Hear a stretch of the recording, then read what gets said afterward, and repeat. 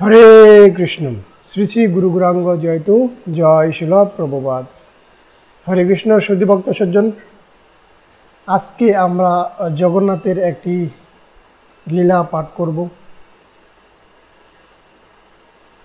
তো তার আগে আমরা মঙ্গলাচরণ সংক্ষেপে পাঠ করি। ওম অজ্ঞান তিমিরান্ধস্য জ্ঞানাঞ্জন শলাকয়া চক্ষু উন্মিতং যেন তস্মৈ শ্রী গুরুবে নমঃ। শ্রী চৈতন্য মনোহভীষ্টং স্থাপিতং যেন ভূতলে স্বয়ং রূপ কদমহম দদাপি স্বল্পদান্তিকম। মন্দেহম শ্রীগুরুম শ্রীজিতপদকমলম শ্রীগুরু বৈষ্ণবংশ শ্রীরূপং সাগুরুজতং সগণলগ্নথং তং সজীবম সাদুতং সাবদুতং পরিজন সহিতং কৃষ্ণ চৈতন্য দেবম শ্রী রাধা কৃষ্ণ পাদান সহগণ ললিতা শ্রী বিশাখান্তং। নমঃ বিষ্ণুপাদায় কৃষ্ণ পেষ্টায় ভূতলে শ্রীমতে জয় পতাকা স্বামিনীতি নামিনী। নম আচার্য পাদায় নিতাই কৃপা প্রদায়িনী গৌর কথা দামোদয় নগর গ্রাম তারিণী। নমঃ বিষ্ণুপাদায় কৃষ্ণ পেষ্টায় ভূতলে শ্রীমতে ভক্তিবেদান্ত স্বামিনীতি নামিনী। নমস্তে সরস্বতী দেবী গৌরবাণী প্রচারিণী নির্বিশেষ শূন্যবাদী প্রাষ্টদেশ তারিণী। হে কৃষ্ণ করুণা সিন্ধু দীনবন্ধু জগৎপতে গোপেশ গোপিকাকান্ত রাধাকান্ত নমস্তুতে। তপ্ত কাঞ্চন গৌরাঙ্গী রাধে বৃন্দাবনেশ্বরী বৃষভানুসুতে দেবী প্রণমামি হরিপ্রিয়ে। নমো মহাবদন্নয় কৃষ্ণ প্রেম পদয়তে কৃষ্ণ কৃষ্ণ চৈতন্য নামে গর্তেশে নমো নমঃ। নমো ব্রাহ্মণ দেবয় গো ব্রাহ্মণ হিতায় চ জগদ্দিতায় কৃষ্ণায় গোবিন্দায় নমো নমঃ। বঞ্চকল্পতরুভশ্চ কৃপা সিন্ধুভ্যশ্চ পতিতানাং পাবনেভ্যো বৈষ্ণবেভ্যো নমো নমঃ। নীলাচল নিবাসায় নিত্যায় পরমাত্মনে বলভদ্র সুভদ্রবম জগন্নাথেই নমো নমঃ। হরে কৃষ্ণ। সুধীভক্ত সজ্জন, আজকে আমরা পাঠ করব জগন্নাথের মহাপ্রসাদ লীলা। তো আমরা অনেক এখন রথযাত্রা চলছে, জগন্নাথকে বিভিন্নভাবে বিনোদন প্রদান করার চেষ্টা করছে, সন্তুষ্টি বিধান করছে এবং ভগবানকে সবচেয়ে সন্তুষ্টি বিধান করে আছে মহাপ্রসাদ, যেটা কখনো জগন্নাথের হাত শুকায় না। সবসময় জগন্নাথ মহাপ্রসাদ ভোগ গ্রহণ করতেই থাকে। আর এই মহাপ্রসাদ জগন্নাথের কৃপায় আমাদের কাছে এসেছে। তো সেই লীলাটি আমরা শ্রবণ করব, যে কিভাবে এই কলিযুগে মহাপ্রসাদ আবির্ভূত হয়েছে। আর শাস্ত্রে বলা হয়েছে, যদি কেউ মহাপ্রসাদ গ্রহণ করে তাহলে সে ভগবত ধাম যাওয়ার যোগ্যতা অর্জন করে। প্রসাদ প্রসাদ সকলেই কয়, প্রসাদ পাওয়া এত সোজা নয়, জানিয়া বুঝিয়া প্রসাদ পেলে ভগবত ধাম প্রাপ্তি হয়। সেটা হচ্ছে মহাপ্রসাদ, জগন্নাথের মহাপ্রসাদ। তো সেই মহাপ্রসাদ কিভাবে জগতে আবির্ভূত হলো, সেই লীলাটি আজকে আমরা শ্রবণ করব। তো এটা শুরু হয়েছিল অনেক যুগেকার আগের কথা, যেটা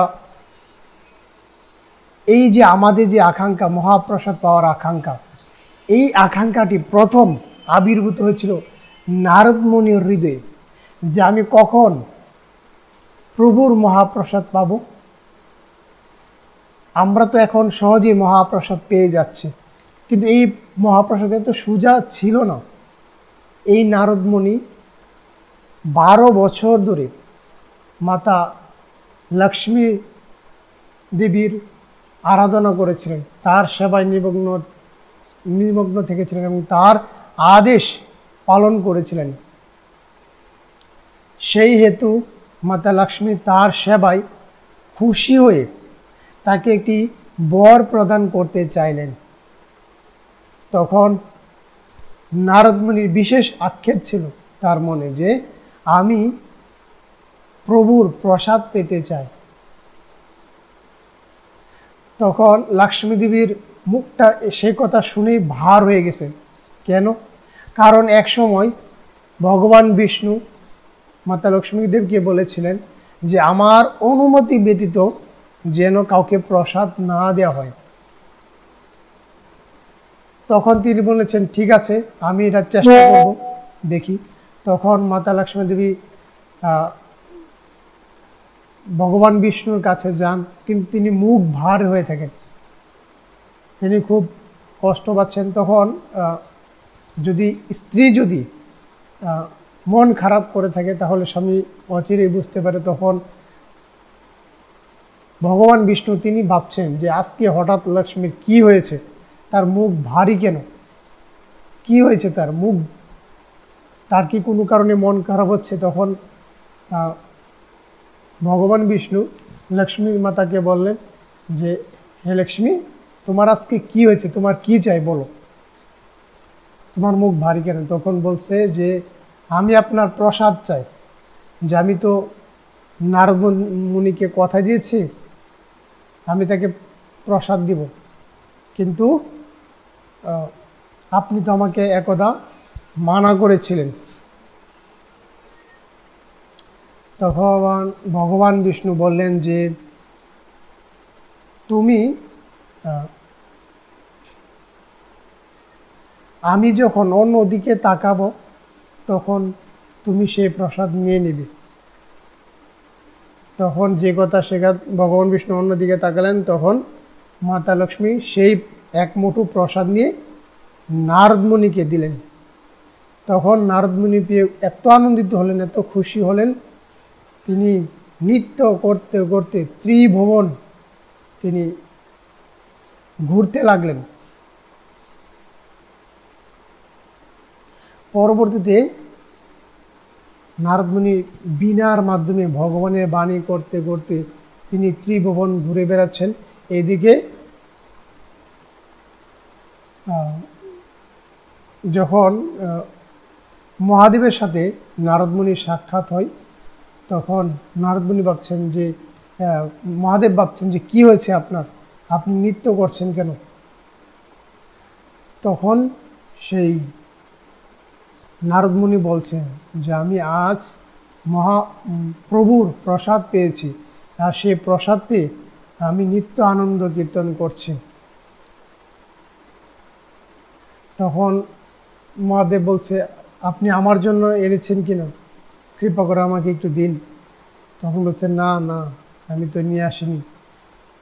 তখন নারদ মুনির আঙ্গুলে এক টুকরো প্রসাদ লেগেছিল, সেই মহাপ্রসাদ মহাদেব একটু এক কণা পেয়ে তিনি এমন তাণ্ডব শুরু করছেন, সারা পৃথিবী ধ্বংস হয়ে যাবে এমন অবস্থা। তখন মাতা লক্ষ্মী দেবী আসলেন যে কী হয়েছে, সমস্ত দেবদেবতা আসছেন যে কী হয়েছে আজকে মহাদেবের। তখন মাতা পার্বতী এসে মহাদেবকে বলছেন যে কী হয়েছে, বলছে যে আমি প্রভুর প্রসাদ পেয়েছি, নারদ মুনি আমাকে দিয়েছেন এক কণা। তখন মাতা পার্বতী বলছেন যে আমি তো আপনার অর্ধাঙ্গিনী, অর্ধেক ভাগ আমার, তাহলে আমি কেন পেলাম না। তখন তিনি ক্রোধে তিনি ভগবান বিষ্ণুর ধ্যানে মগ্ন হলেন। মগ্ন হওয়ার পর তখন ভগবান বিষ্ণু বললেন যে কি চাই বলুন। বলছে যে আমি মহাপ্রসাদ চাই। বলছে ঠিক আছে, আপনি আপনাকে মহাপ্রসাদ। বলছে যে না, আমি আমার সন্তানদের জন্য চাই। এই মাতা পার্বতীর সন্তান কারা? সমস্ত জগৎবাসী সবাই যারা আছে তারা হচ্ছে মাতা পার্বতীর সন্তান।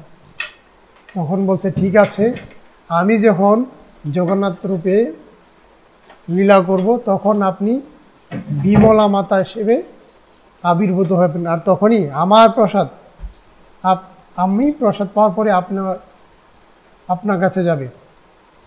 তো সেহেতু যখন এই জগন্নাথ রূপে আবির্ভূত হয়েছিলেন তখন